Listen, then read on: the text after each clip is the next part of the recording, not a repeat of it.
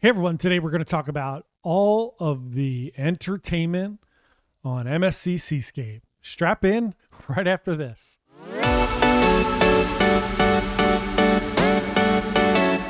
Hey everyone, Johnny from Bite Size Cruises. Welcome back to our channel. If it's your first time here, thanks for checking us out. Today's going to be a weird one. We are talking about all of the entertainment on MSC Seascape. So MSC gets a really bad rap for their food. I did a dining review yesterday. We were on MSC Seascape from March 5th to the 12th of 2023, and the food was fantastic. No issues. But then let's talk about the entertainment. So I mentioned briefly yesterday in our video that we don't really do scandalous videos. We don't do any bait and switch headings. We try not to do any clickbaity things. We also own a marketing company, and we kind of see the way these things are used, and it drives me crazy a little bit. So I really try not to use those things. I know it will get us more views and more followers. It's just not what we want to do. So in this particular situation, this is not going to be clickbaity at all. The entertainment on the ship was very weird, and we're going to talk about it. There were highlights and there were lowlights. So first up, let's talk about a few things that are really easy and quick to talk about. The Dueling Pianos is the first thing that I'll talk about. This is on deck 6 in Times Square. Now, the two folks that were playing the Dueling Pianos were great. I have no issue with it. There was a guy and a woman. They were playing the dueling pianos. It's not your traditional like Howl at the Moon dueling pianos. It is where you kind of like, pay money, or like how they do in the Schooner Bar on Royal, where you pay money and they'll play songs. They pretty much have a set list and they're playing themes every night. They're just playing together, riffing off of each other and playing those songs. They were great. I have no issue with them. I'm trying to think of their names. I forget. So, they were super talented. My only issue with this little scenario was the acoustics. So the first day we kind of saw them playing, we were up in the casino and we heard them. They were awesome, right? You could hear them really well. You look down, there's like a big opening from 6 to 7 to 8 in that little Times Square area. So then the next night we were like, hey, let's go down and sit in front of the chocolate bar there, right in front of where they're playing, and listen to them. Now, right in front of them is a huge dance floor, which covers that open space. And then you're back, but you're underneath the floor above you, which is the casino. So my biggest issue is if you're sitting in front of them there, listening to them play the pianos, it's not super loud. You really can't hear them that well, and the acoustics are not great. If you are standing on the railing on 7 above, you can hear them great. It sounds awesome. So that's my only kind of thing there. Even on 8, if you're standing on 8 in between the Loft Bar, the Loft Cafe, and the sports bar, you can hear them really great. So that's my only complaint about that. Otherwise, they were really good. It's just a weird acoustic setup, which I'm sure everybody knows about. And after the ship's built, really not much you can do about that. However, if they eliminated that dance floor there, because I didn't really see anybody dancing, and they put chairs there, and kind of moved the other section back, maybe that would work a little bit. Again, I'm not an architect or any kind of an engineer, so what do I know? But that was my only complaint with that. Otherwise, they were great. The other live entertainment around the ship, so the people singing, like the bands that sing in the atrium/centrum area there, they were very good. There was a particular 2 piano players, or a piano player and a guitarist that were playing in that centrum area, and they were really good. Every time I went by, I actually thought music was playing. And in fact, one time I went by and I was like, wow, whoever's singing is amazing. And then I realized it was Ed Sheeran, and it was, they were just playing music. So that's my dumb fault. It was a live performance though, so you could hear, like, whatever. I was dumb. So, but otherwise they were great as well. There was a band in the Loft Cafe that was really good. And then the last of the non-production things that didn't take place in the theater, let's talk about the entertainment in Le Cabaret Rouge. I do not like magicians. I do not like comedians on cruise ships. Caveat.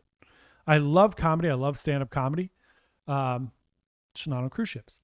I don't love, who likes magicians anyway? I don't know, whatever. Some of them are great, right? If you watch America's Got Talent or something like that, you'll see somebody who like blows your mind. Or David Blaine. I've seen David Blaine live. It's incredible. Look, right? We're not getting the creme de la creme.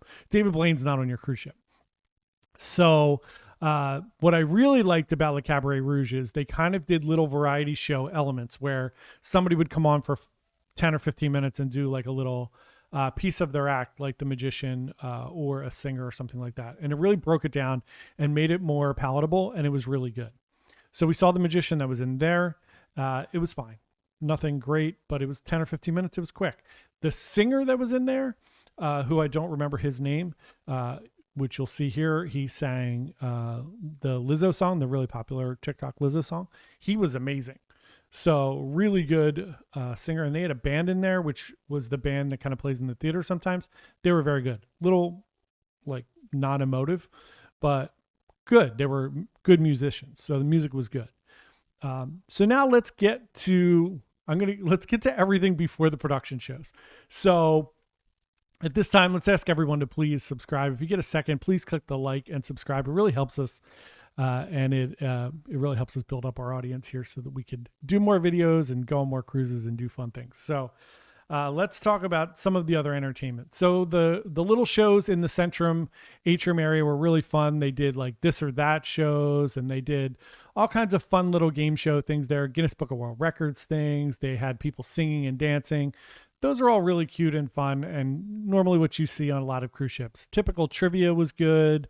Bingo was fun. The one thing I will say about bingo on MSC, last time we were on Royal, which was on Enchantment of the Seas in January, bingo was $50 minimum to start. $50. That's insane. It was 10 on MSC.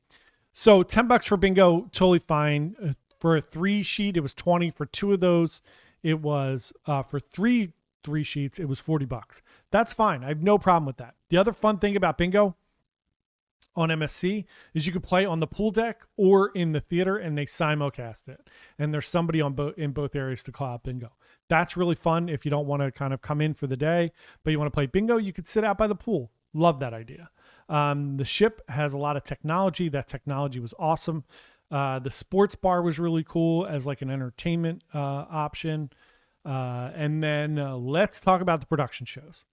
So let's talk about the positives and the negatives. One, they had a guest act come in from Sweden. Her name was Heidi Carlson. She did 2 shows. She did a Decade of Divas shows, which was female singers. It was on International Women's Day, so that's very appropriate. So she sang all of the popular female songs. She sang like some, the typical Celine Dion, Whitney Houston, Beyonce, all those things, right? So it was great. That show was very good.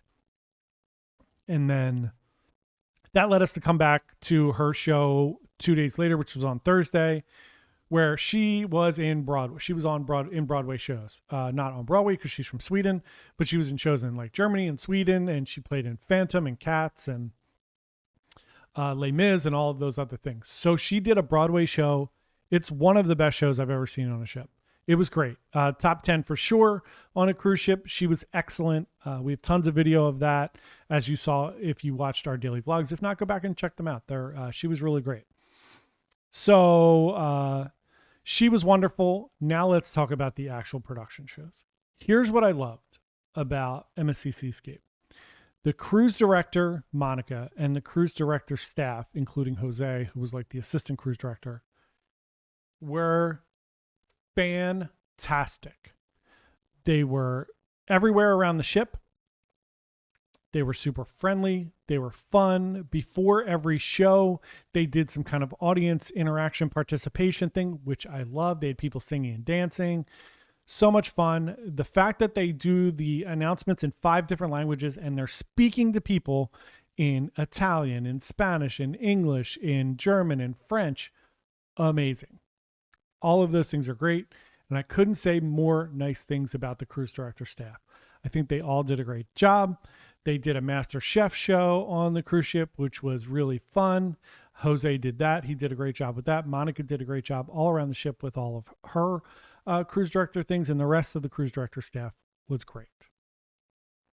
The production shows were not good. So, there are four singers and like maybe more singers. Who knows? There was maybe six singers and six or seven whatever it was. The dancers were great. Here's what I'll say. Then they had a contortionist and a few like aerialists. Great. The screens in the theater in the back of the set productions that kind of take you through each of the shows, amazing. Loved it. Loved the technology where you don't need these big bulky sets anymore unless you're doing something, like Les Mis, where it's basically one big set piece and they move it all around. You don't really need that on a cruise ship. It takes up a lot of space, a lot of time. We've talked about like Hairspray in those shows on Royal Caribbean where it's so intensive with rigging that you have specialized people that have to work these things. So I love the idea of having this huge technological background that shows all these great things. That was lovely. Out of the six singers that we saw, maybe two of them sang. The other ones, for a majority of the shows, were lip syncing. There was a lot of lip syncing. Now, I said this in one of the vlogs. It's quite possible that one or more people were sick or unable to perform. So these people were dancers or just help, and they jumped in to help out and just fulfill a role. And they really can't sing, so they were lip syncing. Sure. It could be that they were singers and they were sick or under the weather, and so they just played a backing track and they lip synced. But it happened to be different singers during some of the different productions, which doesn't make any sense. So I don't understand, especially when you're in, a venue where you're so close to the audience and you're running out in the audience and you're singing and dancing with the audience.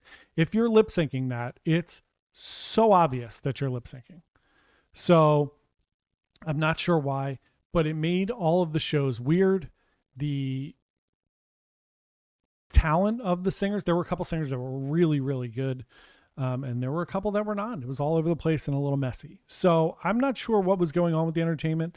I've heard that it's like that a lot on MSC. I don't know. I've only been on Seascape. So I'm only using this piece. Again, we don't want to be clickbaity or negative or anything like that. If you're going, our only goal here is just to give you information. If you're going on the ship, the shows are weird. Doesn't mean that I wouldn't go to the shows. We went to the show every single night. I enjoyed the shows. They were fun to watch. Sometimes it was fun because things were a little off the rails, right? So I wouldn't advise not going to the shows. It wasn't as bad as Spectra's Cabaret on Anthem, which is still one of the weirdest shows. Some people love that show. I saw somebody posted it on the Cruiserway, I think on Instagram, posted it today about Spectra's Cabaret. And people were like, I loved it. And I'm like, I don't get it. So sometimes just a matter of opinion or personal preference. The shows were weird. A lot of the people in the audience seemed to really enjoy them. A very European crowd. They seemed to be into it.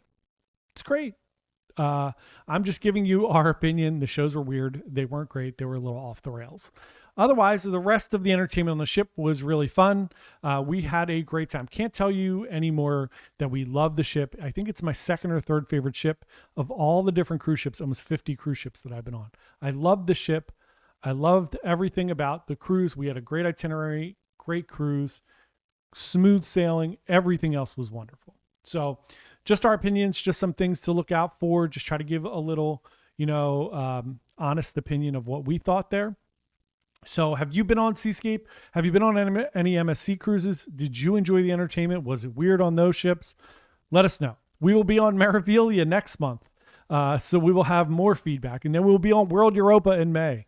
And we'll have even more feedback. So we're going to be going on a lot of MSC cruises this year. So we'll give you our full feedback on all of those. Thank you so much for watching.